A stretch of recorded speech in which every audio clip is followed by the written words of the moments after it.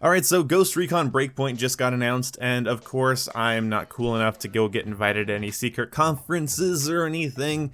All I can do is look at what you guys looked at, and the best rundown of information I found was on Windows Central. So we're going to be going off of that, and also the trailers and stuff I watched, and Operator Drewski's video that he did on it. I'm going to try to keep this brief. We're just going to talk about how excited I am, because that's the best thing to do when a new game just gets announced, is to get way too hyped for it. I have a damn good reason to get excited for it though, because I did 2 videos a couple months ago, where I basically talked about what I want from the next Ghost Recon game, the next Wildlands, spin-off game, the next sequel.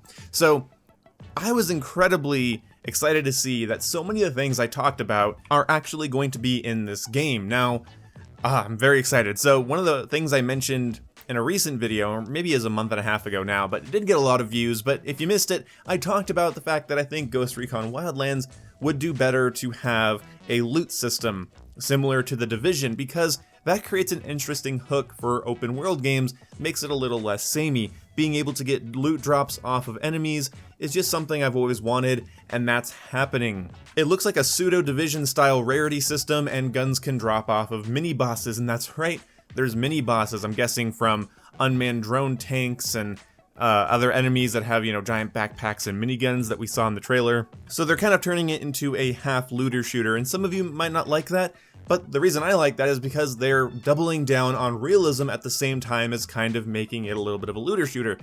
Your hunger and your thirst is important, and that is something I mentioned. I wished that in Wildlands the world felt more alive and my characters felt more human, and one of the ways I wanted the sequel to handle it is make me have to eat and drink and allow me to set up camp.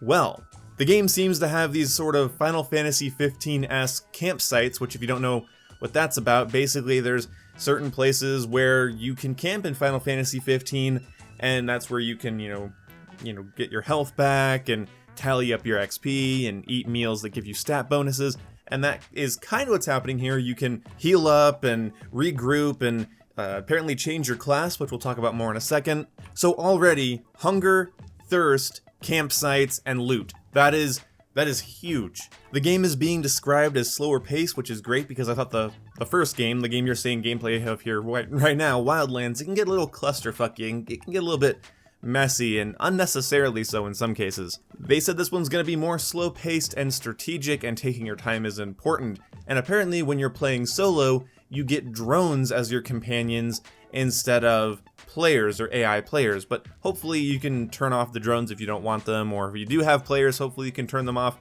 That's not confirmed yet. But when I hear slower paced in an open world game that takes into account my hunger and thirst, I'm excited. The one thing that Wildlands was lacking was kind of that realistic depth, and I didn't take it seriously unless I played it on tier mode on extreme difficulty. Apparently when you get shot in this game, you need to actually take time to heal, you need to take time to get bullets out of you, you need to take time, and that's cool to me. You don't just take damage and then, walk around until the black and white screen goes away and you're okay. If you fall down and you hurt yourself and you don't bandage it up, you don't fix it right, you're going to limp around, and I love that. The game will be more immersive that way. It'll take more time. It won't just be this kind of half-aborted, weird middle ground between GTA 5 and some sort of tactical shooter. It's trying to cement itself. That's what I really see here. They're trying to cement it as being a more realistic game while adding in like looting RPG elements to make it more replayable, and that spells Game of the Year in my mind.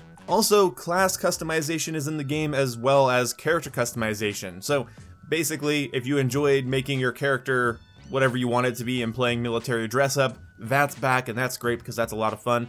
But also classes and class customizations in the game, and you have multiple classes to choose from. You have Medic Boy, Sneaky Boy, Engineer Boy, Assault Boy, and Sniper Boy. And you can change those classes at your campsite. This will add a lot of replayability for me because I could do a mission as a sniper, I could do a mission as an assault, I could do a mission as I believe they call it the Panther, which is the stealthy boy. And this would make the game feel different every time I replayed a mission or every time I wanted to do something, I could make it different. It's those nice types of changes that I love. Also, the game is launching with 4v4 PvP, and I am so excited your PvE character is the same as your PvP character. So hopefully that means that there's like a class system and not like an operator system, because the whole like you pick your operator thing I think is kind of lame. And I like the fact that my character just transfers between PvE and PvP. That's something I've wanted for a while. I don't know if I ever mentioned it in a video, but that's something I've definitely wanted in the series. Apparently the game also features different dialogue options, which we've seen be completely flumbered in different is that a word? We've seen it get completely fucked up. Like, we've seen games like, oh, dialogue options, and then they Fallout 4 all over your day. But I like the fact that that's there. That's more depth. You can apparently change the way missions unfold by choosing different dialogue options and choices. There's also little features like you can get through fences with this cool little torch, and you can fireman carry your teammates, and I think that's wonderful. Also, there's badass takedowns, and really nothing about the game has bothered me. Everything that's been listed off just seems to be, hey, if you liked Wildlands, but you thought it lacked depth and replayability, here's a version of that that's way more deep and has way more playability. The only thing I'd like to see is the map. I'd like to see more of the map itself, more of the open world and the biomes and the different areas.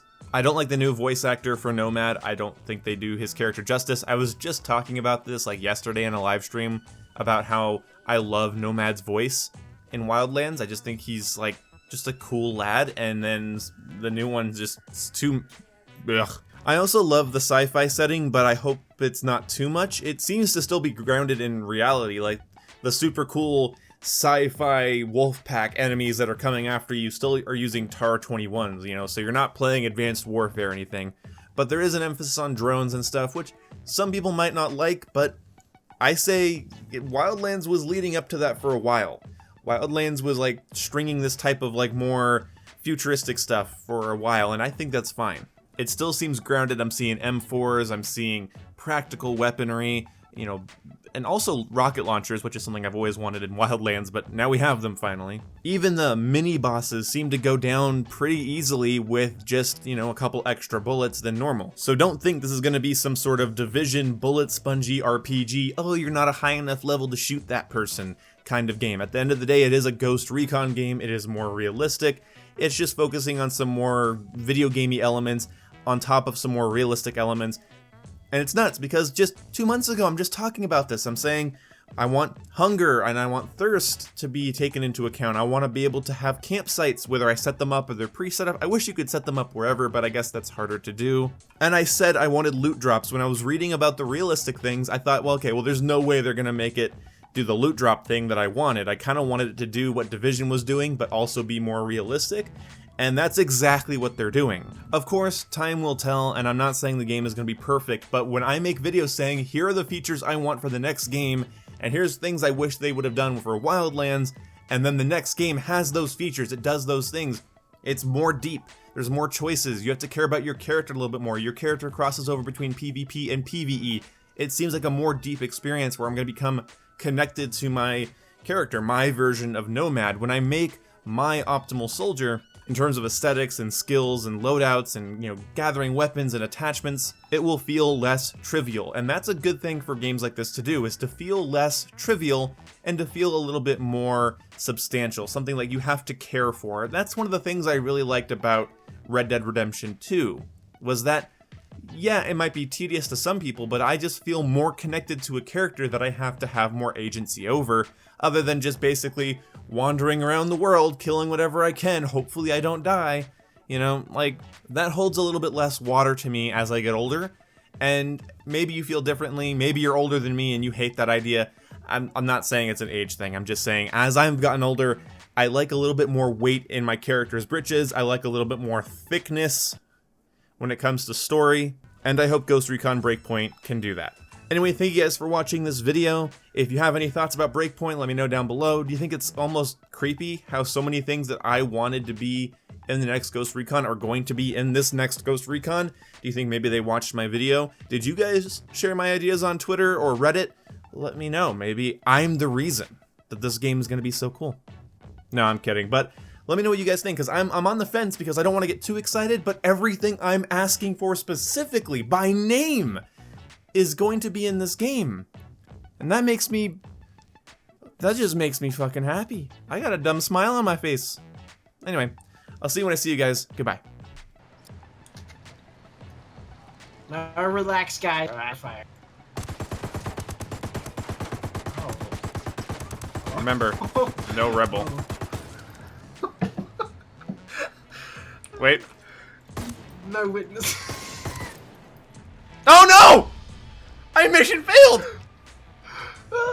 The last guy was the mission failing one. Oh, it's so random.